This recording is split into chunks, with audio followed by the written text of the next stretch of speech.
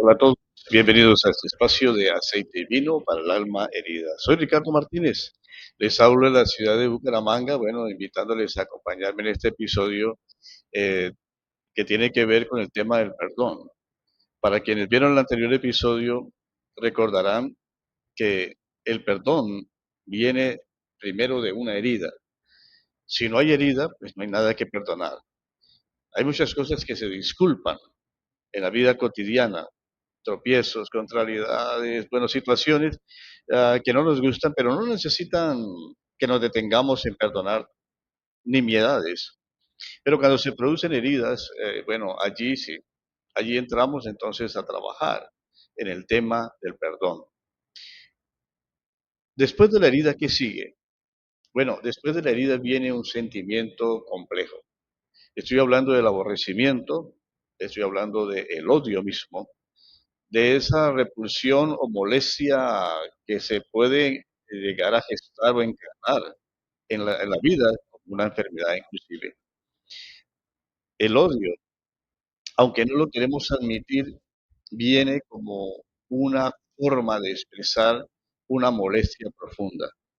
La forma como manejamos esa molestia, ese aborrecimiento, bueno, ahí entra la parte en donde Dios redime al hombre, en donde Dios encausa esa energía molesta y la convierte seguramente en algo que sea productivo o de crecimiento del carácter y de las situaciones. Hay una historia o parte de la narrativa de la que hemos venido conversando entre Saúl y David. David hace algo que no es una causa para producir una herida en Saúl, pero Saúl la toma de una manera tan personal que empieza a convertirla en un motivo de odio y un odio que lo va a acompañar muchos años en Saúl, que lo va a marchitar y que le va a abrir el espacio para que el maligno venga y siembre allí lo que él sabe sembrar. Primero Samuel capítulo 18 de 6 al 11, leo para ustedes. Cuando David regresó de matar al filisteo, las mujeres de los pueblos de Israel salieron cantando y danzando a recibir al rey Saúl, gritando. Tocaban panderetas y liras, clamaban, Saúl mató a miles, pero David mató a 10,000.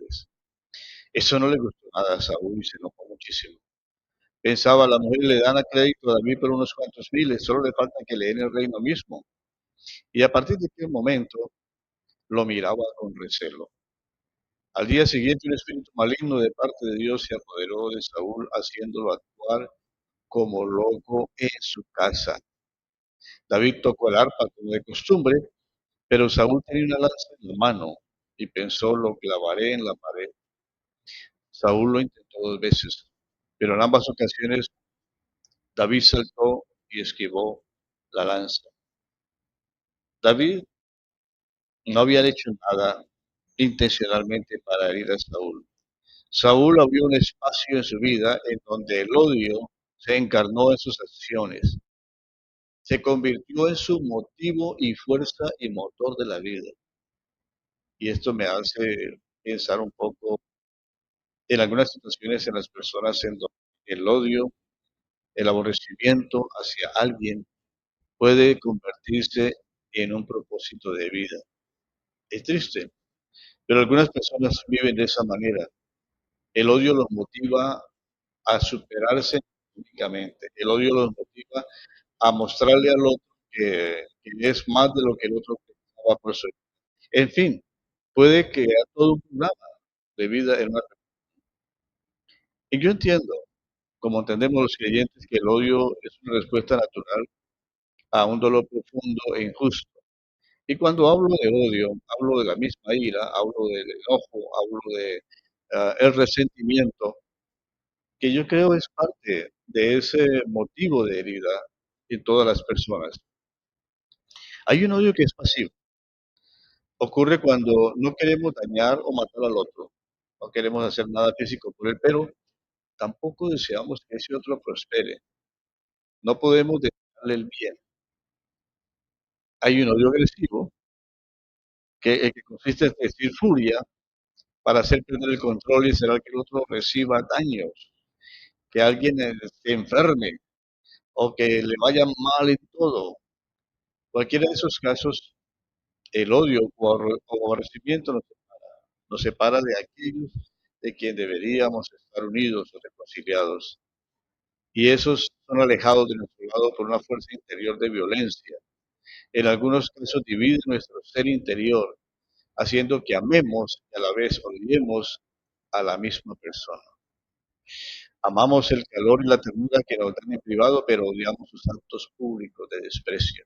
Ese es el caso de muchos que viven encapsulados en esa dualidad de la vida, aman y odian al mismo tiempo. Necesitamos sanidad, porque si permitimos ese curso, este asunto se puede convertir en un asunto mortal. El Señor lo expresa mucho, porque es un Señor redentor y su mandamiento es el amor. Para Dios el odio es un acto de homicidio, como podemos leer en la primera carta del apóstol Juan. La ira es una señal de que estamos vivos, es cierto. Y la ira saludable es una energía dinámica que nos pone en acción y nos ayuda a aclarar en nuestros valores, nuestras prioridades, nuestras creencias y los límites. La ira no es un pecado en sí misma. Ya el Espíritu Santo nos dice, airaos, pero no pequéis, no se ponga el sol sobre vuestro enojo, que fue lo que hizo Saúl, consentir el odio y abrir las puertas del infierno, para que viviera de esa manera tan triste. Así que la ira puede ser manejada, el enojo, la molestia puede ser manejada de una manera correcta. El Espíritu Santo nos ayuda a hacerlo, pero debemos ser francos, ¿no? Debemos admitir que estamos molestos y que en algún momento de la vida sentimos un menosprecio o odio hacia una circunstancia o hacia una persona. Si no lo admitimos, si lo negamos, si lo dejamos allí, eso va a consumirnos y tarde o temprano va a salir. Es mejor admitirlo, que tenemos cierto aborrecimiento hacia una situación o hacia una persona para que eso sea sanado o sea curado. A veces el odio, la decencia de morir cuando una persona muere. Aún muerta seguimos aborreciendo. El que muere no aborrece más, pero el que vive todavía sigue rumiando muchas cosas. Y eso puede dirigir su vida pues, hacia un estado de marchitarse, de entristecer. Es una enfermedad difícil de curar, es cierto,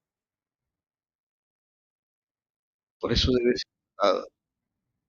A veces los creyentes hacemos algo que no es de tanto de creyentes, y es el hecho de llamar a nuestra ira o un enojo o un aborrecimiento algo santo, poniendo a Dios como un arma. No lo hacemos nosotros, queremos que Dios lo haga en otra persona. Bueno, David tuvo estos episodios y nos muestra en unos salmos, diferentes salmos, los voy a mencionar solo por la referencia, en donde David pone a Dios como un arma. David está en un proceso de aprender a perdonar, pero David también nos muestra que a veces es necesario mostrar una molestia. Mientras no la expresamos, no va a hacer nada. Mientras a eso no se le ponga nombre, difícilmente va a ser curado o desechado de nosotros. El Salmo 59, versículo 11 al 14, con referencia a Saúl, dice David, no los mates para que mi pueblo no olvide. Dispérsalos con tu poder y abátelos, oh Señor, escudo nuestro. Por el pecado de su boca, por la palabra de sus labios, sean ellos presos en su soberbia y por la maldición y mentira que profieren. Acábalos con furor, acábalos para que no sean. Y sépase que Dios gobierna en Jacob hasta los fines de la tierra. Vuelvan pues a la tarde y ladren como perros y rodeen la ciudad. Palabra fuerte. Se llaman los salmos implicatorios. A esos que leemos y no queremos quedarnos ahí porque hemos sido bendecidos por una actitud diferente mediante el amor que Jesucristo mostró a los demás y nos mostró a nosotros. Pero David está agresivamente airado. Desea que Saúl y los aliados perezcan, que sean consumidos, pues de todas maneras se lo merecen. Y no solamente este salmo, está el Salmo 35, el 59, el 69, el 109, bueno, esos son los salmos que, como he dicho, se precatorios, salmos en los que se desea una venganza de Dios hacia nosotros y se expresan más que eso. Ah, lo positivo es que David lo admite y lo expresa. Y muchos de nosotros a veces nos quedamos en no expresarlo, esa molestia, pero la sentimos y el carcome por dentro. A veces es mejor sacarla, expresarla delante de Dios y delante de nosotros mismos para que eso empiece a ser sanado. Así como David decía la muerte de sus enemigos, pero no les desea una muerte fácil, los quiere ver humillados, huérfanos, destripados. La ira es una señal de que hemos sido violentados de alguna manera, es cierto. Pero si no estamos dispuestos a identificar esos sentimientos en nosotros, entonces esa ira se localiza en el fondo del alma y esa ira va a dañarnos. Como he dicho, a veces tenemos ideas distorsionadas de lo que significa el perdón y de lo que sucede cuando está presente en nuestras relaciones. En esos salmos descubrimos que el perdón se produjo en medio de poderosos sentimientos de dolor, de ira y de odio, de cosas graves. Y la segunda etapa, esta del odio, está directamente relacionada con la que he dicho, con un sentimiento de dolor. Hay grados menores de heridas y hay grados en donde pues, algunos se sienten más profundamente heridos. Y en aquellas que no hay un sentimiento tan herido, perdón la redundancia, podemos pasarlas con simplemente disculparlas, un abrazo y seguimos adelante. Pero hay otras en donde necesitamos realmente ser más serios en ese tema de tocar el proceso de la herida, del aborrecimiento y lo que sigue más adelante. Y lo que sigue más adelante, pues va a ser en otro episodio que quisiera conversar con ustedes en estas etapas después del odio o del aborrecimiento. Gracias por atender esos temas. Compártalo con otros si cree que son útiles para la vida espiritual. Y bueno, no olviden suscribirse al canal para que puedan notificaciones cada vez que Aceite Divino para la Medida da una expresión, un tema. Mientras pasa este día, estemos contentos en el Señor.